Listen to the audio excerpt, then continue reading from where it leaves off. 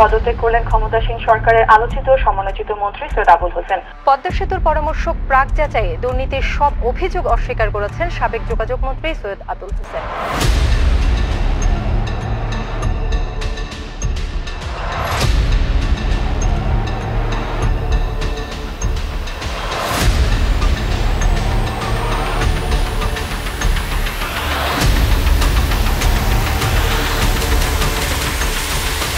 আমার পর্যায়ে পদ্মা সেতুতে কোনো অস্বচ্ছ কাজ হয়নি, অনিয়ম হয়নি।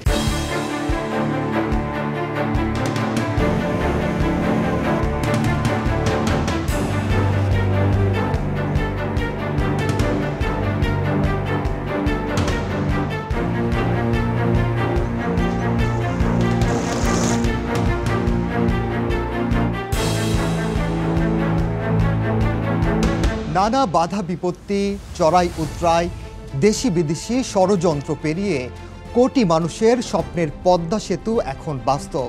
যখন থেকে প্রমত্তা পদ্মার বুকে সেতুর স্বপ্ন বুনন শুরু, তখন থেকেই নজর পড়ে অশুভ শক্তির। জালিয়াত প্রতিষ্ঠানকে পদ্মা সেতুর কাজ পাইয়ে দিতে ব্যর্থ হওয়ায় একের পর এক দুর্নীতির গল্প সাজাতে থাকে বিশ্বব্যাংক। বিশ্বব্যাংকের পরামর্শ এবং সরকারের একটি মহলের চাপে পদত্যাগে বাধ্য হন সে সময়ের যোগাযোগ মন্ত্রী আবুল হোসেন। দুদকের জিজ্ঞাসাবাদের মুখে পড়তে হয় অর্থ উপদেষ্টা মশিউর রহমানকে। গ্রেফতার হন সেতু সচিব ও প্রকল্প পরিচালক। কি ঘটেছিল সে সময়? এ নিয়ে সম্প্রতি মুখ খুলেছেন আবুল হোসেন। পদ্মা সেতু নিয়ে আন্তর্জাতিক ষড়যন্ত্র, প্রোপাগান্ডা ও বাস্তবতা নিয়েই এবারের দৃশ্যপট।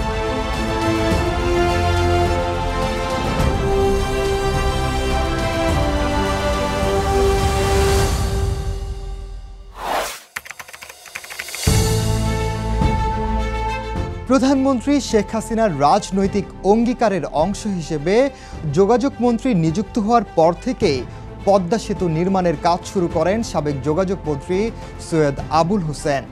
পরামর্শক নিয়োগ প্রক্রিয়া, পরামর্শক নিয়োগে দরপত্র আহ্বান, মূল সেতুর প্রাকযোগ্য দরপত্র আহ্বান এবং সেতুর অর্থায়ন সংস্থা বিশ্বব্যাংক, জাপানের জাইকা, ইসলামী উন্নয়ন সংস্থা ও এডিবির সঙ্গে ঋণ চুক্তি স্বাক্ষরের উদ্যোগ নেওয়া হয়।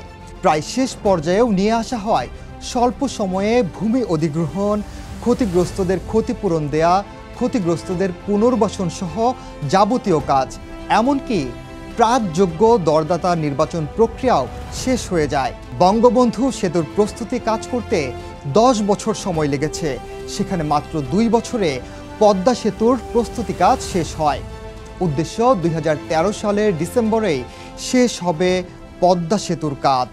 ষড়যন্ত্র না হলে যেভাবে কাজ করেছি সেই ধারা অব্যাহত থাকলে 2013 সালের ডিসেম্বরে পদ্মা সেতু সকলের জন্য উন্মুক্ত করা যেত।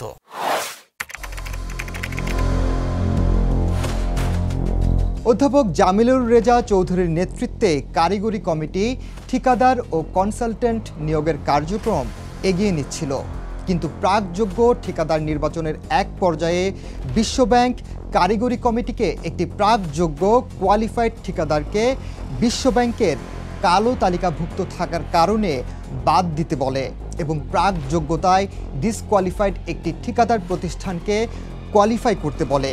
কারিগরি কমিটি প্রাকযোগ্য কোয়ালিফাইড দরদাতাকে বিশ্বব্যাংকের কালো তালিকাভুক্তির কারণে বাদ দেয়, কিন্তু প্রাকযোগ্য ডিসকোয়ালিফাইড দরদাতাকে অভিজ্ঞতার জাল সার্টিফিকেট দেয়ায় কোয়ালিফাই করতে অস্বীকৃতি জানানো হয়। বিশ্বব্যাংক প্রাকযোগ্য ডিসকোয়ালিফাইড দরদাতা প্রতিষ্ঠানকে কোয়ালিফাই করার লক্ষ্যে তার অনুকূলে বারবার কোয়ারি করে। প্রাকযোগ্য ডিসকোয়ালিফাইড দরদাতাকে কোয়ালিফাই করতে অসম্মতি জানায় কারিগরি কমিটি। সব ডোনার এজেন্সির কোঅর্ডিনেটরের ভূমিকায় ছিল বিশ্বব্যাংক। তাই বিশ্বব্যাংক পদ্মা সেতুর প্রস্তুতি কাজের প্রতিটি পর্যায় অবলোকন ও অনুমোদন করে। পরামর্শক ও ঠিকাদার নিয়োগের প্রতিটি পর্যায় বিশ্বব্যাংকের অনুমোদনে অগ্রসর হয়। তবে বিশ্বব্যাংক যখন তাদের সমর্থিত ঠিকাদার নিয়োগে ব্যর্থ হয়, তখনই বিভিন্ন ষড়যন্ত্র ও কূটকৌশল শুরু করে। ভিত্তিহীন অভিযোগ এনে পদ্মা সেতু প্রকল্প বাস্তবায়নে সময়ক্ষেপণ ও বিলম্বিত করার অপচেষ্টা শুরু হয়। ঠিকাদার নিয়োগ, কোনো চুক্তি কিংবা কোনো ধরনের অর্থ ছাড় না হলেও দুর্নীতির প্রশ্ন তোলে বিশ্বব্যাংক। এরপরে বিশ্বব্যাংক পদ্মা সেতুর কার্যক্রমে বাধা দিতে থাকে এবং বিভিন্ন দিক থেকে অসত্য ও ভিত্তিহীন অভিযোগ উত্থাপন করে। উদ্দেশ্য পদ্মা সেতুর বাস্তবায়ন বিলম্বিত করা। পদ্মা সেতুর দুর্নীতির অভিযোগ নিয়ে বিতর্কে পড়তে হয় সৈয়দ আবুল হোসেনকে। কোনোভাবে কোনো কাজে কোনো অস্বচ্ছতার সাথে সৈয়দ আবুল হোসেন প্রাক্তন যোগাযোগ মন্ত্রী জড়িত নয়।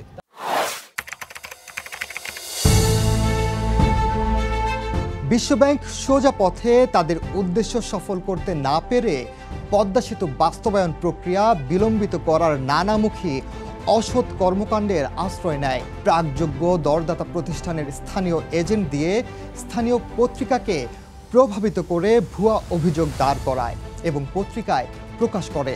যোগাযোগ মন্ত্রীর অফিস মেরামত ও গাড়ি কেনা, কালকিনিতে ট্যাক্স প্রদত্ত অর্থে নির্মিত বাড়ি নিয়ে সড়ক দুর্ঘটনাকে পুঁজি করে 111-এর সময় দুর্নীতিবাজ বানানোর কথা একাধারে নিউজ করানো হয়। এসব পত্রিকার পেপার কাটিং বিশ্বব্যাংকে পাঠানো হয় ইংরেজি অনুবাদ করে। এভাবে বিশ্বব্যাংক পত্রিকার তথাকথিত অসত্য ও ভিত্তিহীন রিপোর্টের ভিত্তিতে যোগাযোগ মন্ত্রীর ব্যক্তিগত ইন্টিগ্রিটি নিয়ে প্রশ্ন তোলে। সেই আলোকে বিশ্বব্যাংকের বাংলাদেশের প্রতিনিধি গোল্ডস্টেইন আবুল হোসেনকে সেতু নির্মাণ কার্যক্রম ধীর গতিতে এগিয়ে নিয়ে যাওয়ার অনুরোধ করেন। এক্ষেত্রে বিশ্বব্যাংকের পদ্মা সেতুর সমন্বয়ক পাকিস্তানি বংশোদ্ভূত এক বিহারি এই ষড়যন্ত্রে সংশ্লিষ্ট ছিল বলে মনে করেন সৈয়দ আবুল হোসেন। বিশ্ব ব্যাংকের তথাকথিত দুর্নীতির অভিযোগ ছিল ভিত্তিহীন, যার ভিত্তি ছিল গালগপ্প আর গুজব। এই গালগপ্প গুজবের বিন্দুমাত্র সত্যতা ছিল না। যখন পদ্মা সেতু নির্মাণের কোনো ঠিকাদার নিয়োগ হয়নি, কোনো অর্থও ছাড় হয়নি, এই পর্যায়ে দুর্নীতির অভিযোগ ছিল ষড়যন্ত্রকারীদের একটি কূটকৌশল মাত্র।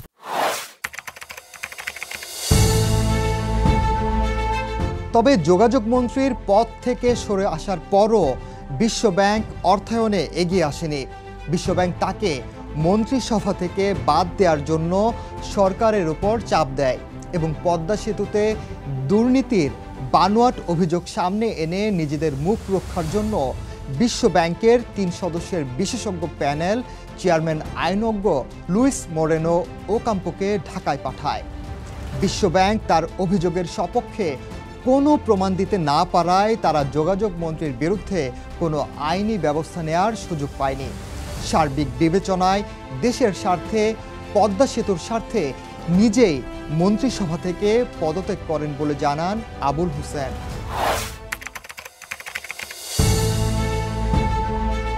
কিন্তু তারপরও বিশ্বব্যাংক পদ্মা সেতুর অর্থায়ন স্থগিত করার ঘোষণা দেয়।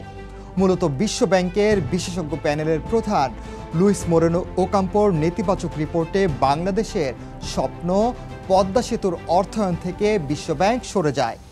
অথচ ওকাম্পো আজ বিশ্বের বড় দুর্নীতিবাজ হিসেবে চিহ্নিত। ওকাম্পোর দুর্নীতির 40,000 নথি ইতোমধ্যে প্রকাশ পেয়েছে। ওকাম্পোর নেতিবাচক রিপোর্ট পদ্মা সেতু নিয়ে বাংলাদেশকে বিতর্কিত ও সমালোচিত করেছে।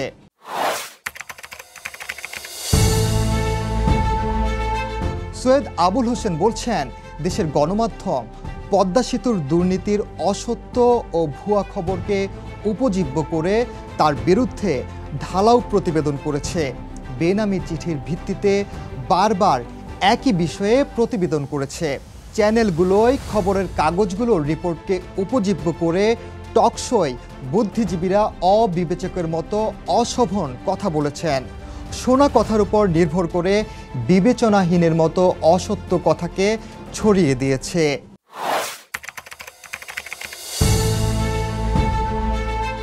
আবুল হোসেন বলেন, বস্তুত বিশ্বব্যাংকের উদ্দেশ্য ছিল প্রধানমন্ত্রী শেখ হাসিনার আমলে যাতে পদ্মা সেতুর মতো বিশাল মেগা প্রকল্প বাস্তবায়ন না হয়। কিন্তু প্রধানমন্ত্রী নিজস্ব অর্থায়নে পদ্মা সেতু বাস্তবায়নের ঘোষণা দেন। এই ঘোষণা বাঙালি জাতির অস্তিত্বকে একদিকে যেমন দৃঢ় করে, অন্যদিকে দাতা গোষ্ঠীকে আঙুল দিয়ে দেখিয়ে দিয়েছে বাংলাদেশও পারে। কাজের মাধ্যমে অপমানের প্রতিশোধ নিতে পারে বাঙালি। আজ পদ্মা সেতু দৃশ্যমান। পদ্মা সেতু অপমানের প্রতিশোধ। পদ্মা সেতু আমাদের সক্ষমতার প্রতীক। পদ্মা সেতু আমাদের আত্মবিশ্বাসের প্রতীক। পদ্মা সেতু আমাদের সততার প্রতীক। পদ্মা সেতু আমাদের অপমানের প্রতিশোধ। এই সেতু শুধু বাঙালি জাতির একটি স্বপ্ন নয়, কংক্রিটে মোড়ানো কোনো জড়বস্তু নয়। বাঙালি জাতির অস্তিত্ব, সততা, দৃঢ়তা, কষ্ট সহিষ্ণুতা এবং বীরত্বের প্রতীক। অর্থনৈতিক অগ্রগতির সোপান, জিডিপি প্রবৃদ্ধির সহায়ক শক্তি।